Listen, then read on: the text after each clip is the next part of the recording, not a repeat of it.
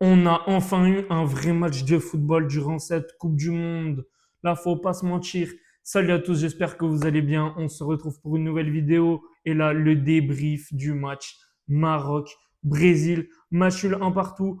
Franchement, c'était juste magnifique comme match. Là, on s'est totalement régalé. Même si quand même, voilà, une victoire du Maroc, ça ferait tellement de bien. Mais bon, un match un partout, mais surtout, mais c'était juste du pur football aujourd'hui. Là, on s'est totalement régalé. Là, c'est la vraie Coupe du Monde qu'on adore voir. Voilà, c'est des matchs comme ça, des buts de fou, franchement, des deux côtés. Surtout Ismail Saïbari qui ouvre le score, passe décisif de Brahim Diaz, mais le but de dingue, le lob, il n'a pas de pression. C'est un des meilleurs joueurs sûrement de ce match, je pense, Saibari. Là, enfin, il est à son niveau. Enfin, j'ai envie de dire, même en seconde période à un moment, mais où il met un petit pont, s'il vous plaît, aux Brésiliens.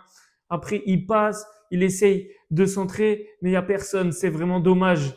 Mais franchement, il a vraiment fait un match remarquable. Là, comme on l'attendait, c'est bon, il a totalement répondu présent.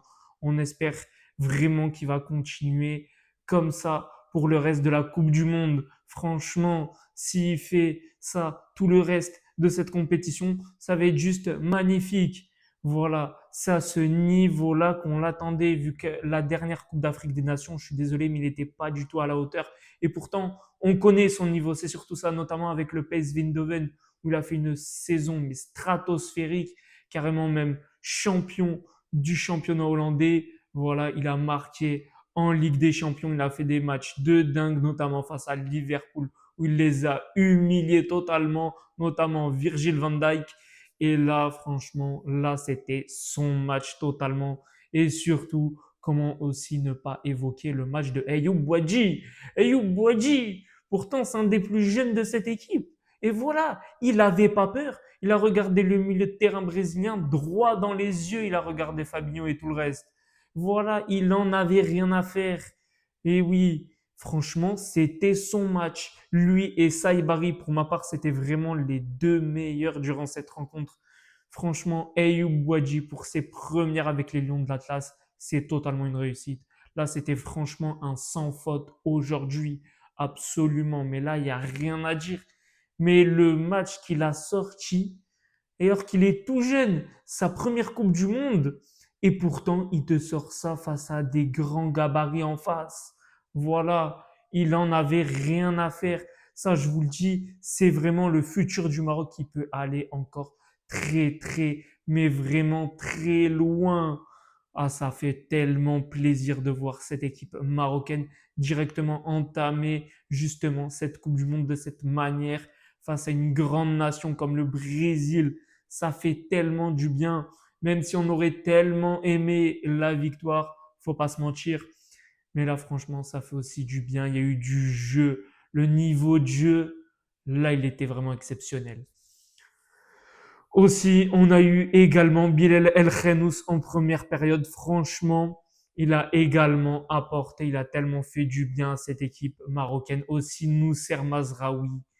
Mais quel latéral aussi de dingue, je suis désolé. Mais voilà, il a totalement sa place de titulaire. Pour ma part, ça doit être sûrement lui le capitaine de cette équipe, ou soit Yacine Bounou. Franchement, après, je suis vraiment déçu par contre là de Ashraf Hakimi, où durant ce match, je suis désolé, mais il doit largement, mais largement mieux faire. On connaît tous son niveau, et pour ma part, voilà, là, c'était franchement pas du tout euh, à sa hauteur. Voilà, pour ma part, c'est mauvais, c'est carrément même mauvais pour le niveau qu'il a. Faut être un minimum réaliste, je suis désolé, mais il est quand même fautif hein, sur le but du Brésil, vu qu'il il est même pas là, alors qu'il est latéral droit. Des fois, il va vraiment beaucoup trop haut. Et s'il n'a pas les capacités justement à faire des efforts, donc qu'on connaît, il fait extrêmement chaud, etc.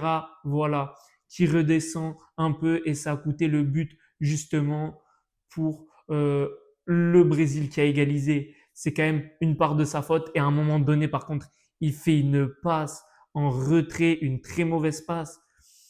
C'est vraiment très limite son match aussi, le nombre de ballons qu'il perd. Franchement, je suis vraiment très déçu de son match. Je dis bien par rapport à son niveau, car on sait vraiment qu'il peut être exceptionnel. C'est pour ça. Voilà. Moi, je mets la barre haute. Faut la barre haute. Faut pas se contenter juste de ce qu'il y a eu. Faut prendre les points faibles, faut les améliorer. Comme ça, pour le reste de la compétition, c'est parfait. Faut aller le plus loin possible. Faut aller gagner cette Coupe du Monde. C'est pas la jouer, on s'en fout de la jouer. C'est bon, ça, c'est une phrase vraiment des perdants. Ouais, on est là pour jouer. Non, faut aller gagner cette Coupe du Monde. C'est tout, point barre. Comment ça pour juste jouer comme ça? Non, faut aller chercher cette Coupe du Monde. Je vous le dis. Et aussi, Shadi Riyad. Mais s'il vous plaît, le match qu'il a sorti, Riyad, le jeune de Crystal Palace, il est aussi jeune, mais il a fait également un match de patron en défense. Même il était à l'aise techniquement, carrément. Voilà, c'était un match remarquable de sa part. Aussi, El Ainaoui, un peu déçu sur toute sa première période, mais en deuxième période, il était vraiment là et on y a tous cru. Par contre, à la dernière minute, quand il frappe. Non, mais alors là, franchement, on s'y attendait pas. Personne s'y attendait. Il frappe d'un coup. Alisson qui la sort. Et dommage, là, le joueur de Francfort, ah là là, qui essaye de la mettre, mais Alisson, il était déjà dessus, franchement. Dommage, très belle rentrée, surtout de Emei Mouni, franchement remarquable, rentrée. Franchement, je connaissais pas ce joueur avant. C'était le seul joueur marocain que je ne connaissais pas du tout. Je vais pas faire genre, je ne regarde pas du tout le championnat allemand, mais tout le reste de l'équipe, je les connais tous, des réservistes, même dans la pré-liste, ceux qui jouent en Botala, je les connais, mais lui, c'était vraiment le seul joueur auquel, franchement, je n'avais aucun avis. Et là, franchement, il m'a vraiment convaincu. Il a vraiment répondu présent également avec sa rentrée. Shemseddine Talbi, qui a fait une assez bonne rentrée. Après, j'ai envie de dire, il n'a pas trop joué. Bon, il a fait ce qu'il a pu. Après, il y a aussi Raimi. Lui aussi, mieux que d'habitude quand même. Beaucoup mieux que d'habitude. Vu que d'habitude, là, les derniers matchs qu'il a fait avec le Maroc, c'était vraiment très, très décevant. Là, ça allait à la rigueur. Voilà. C'était quand même une assez bonne rentrée. Brahim Diaz, je suis également un peu déçu quand même de sa match. Voilà, ça va être vraiment encore plus un leader durant cette rencontre. Encore plus. Et encore plus, franchement, maintenir le niveau de cette équipe. C'est lui qui doit le mettre tout là-haut, le niveau de cette équipe. On attend encore beaucoup plus de lui. C'est surtout ça. On sait de quoi il est capable. C'est pour ça que je dis ça. Moi, je suis vraiment très exigeant avec ceux où on sait qu'ils peuvent aller plus haut. Cette équipe, elle a un talent de dingue. C'est pour ça. Mais par contre, Issa Diop, je suis tellement déçu là de sa prestation. Il est également fautif sur le premier but. Je suis désolé, mais des fois, il doit plus aller sur le ballon. Et un moment, mais il a même failli coûter un but en seconde période. Je suis désolé, mais trop fébrile, trop fragile durant cette rencontre. Il doit tellement avoir plus d'agressivité. Justement, c'est lui qui doit avoir l'expérience. Mais pour ma part, moi, je le sélectionnerai même pas. Je suis désolé, mais j'ai un minimum de dignité vu les propos, ce qu'il a eu quand il y a quelques années où il avait dit justement qu'il jouait que pour l'équipe de France, c'est tout. Je suis désolé, mais moi je le prends même pas. Je commence même pas à réfléchir. Je passe même pas par quatre chemins. C'est bon pour moi, il est même pas sélectionnable. Je suis désolé, mais je ne veux plus le voir, ce mec. C'est bon, Issa Diop. Non mais sans déconner, il a failli coûter la défaite pour le Maroc aujourd'hui. Dès le premier match, je m'en moque des matchs en mars contre le Paraguay, contre le Nicaragua, contre le Salvador, contre le Guatemala, qui vous voulez.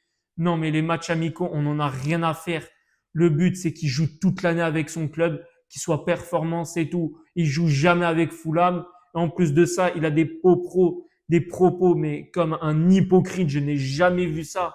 Franchement, je suis déçu qu'il soit sélectionné. Voilà. Je suis désolé, mais il y a tellement mieux en défense. Pour ma part, Aïd Boutlal devrait justement être sélectionné et jouer à la place de lui. C'est bon, vu que Aïd Boutlal, il fait quand même une saison de dingue, justement, avec le Stade Rennais, et lui joue vraiment régulièrement. Et pourtant, il est même pas sélectionné. Ça, j'ai vraiment pas compris. Sur ce coup-là, je suis déçu de Warby. C'est la seule décision à laquelle, où franchement, je suis très déçu. Mais sinon, le reste de Monsieur Warby, faut juste le féliciter. Faut juste le féliciter pour le jeu qu'il propose. Franchement, c'est exceptionnel avec ce qu'il a. C'est juste magnifique ce qu'il nous fait. Voilà, lui qui a été champion du monde U20 il y a quelques mois, octobre-novembre 2025. Voilà, c'est le seul point négatif pour ma part sur le coach. Voilà. Mais sinon, qu'est-ce qu'il est exceptionnel cet entraîneur. C'est juste ce choix que je ne comprends pas pour Issa Diop. Voilà, que je ne comprendrai justement jamais. Voilà. Il a beau faire tout ce qu'il veut, Issa Diop, jamais de la vie je vais m'en remettre, je crois. Franchement, voilà, justement. Et aussi, faut en parler de la prestation de El Mourabet qui est rentré au milieu de terrain. Voilà, une assez bonne rentrée qui peut encore mieux faire techniquement. C'est surtout ça. On sentait qu'il n'était pas non plus à l'aise à 100%, mais ça venait crescendo. Franchement, il est quand même assez bien rentré durant cette rencontre. Voilà. Il a fait quand même une assez bonne rentrée, assez plutôt satisfaisante. En tout cas, voilà, le Maroc, ça promet tellement pour le reste de la compétition.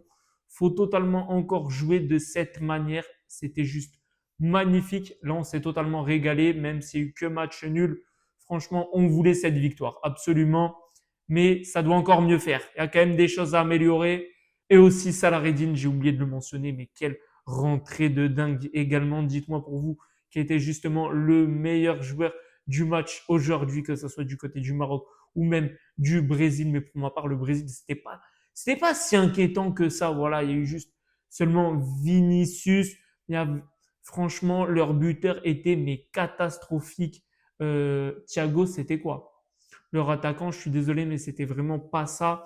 En tout cas, voilà, on a eu quand même vraiment le premier match de cette Coupe du Monde, c'était là. C'était Brésil-Maroc. Il y a eu un partout.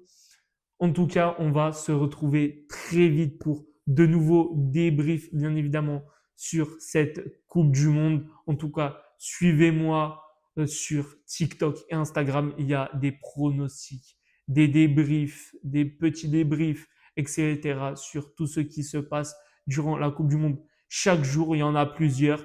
Voilà. En tout cas, n'hésitez pas à vous abonner, à partager la vidéo, à liker également. Et on va se retrouver très prochainement, sûrement, je pense, demain ou après-demain pour de nouveaux débriefs sur ma chaîne YouTube. Et sur ce, ciao!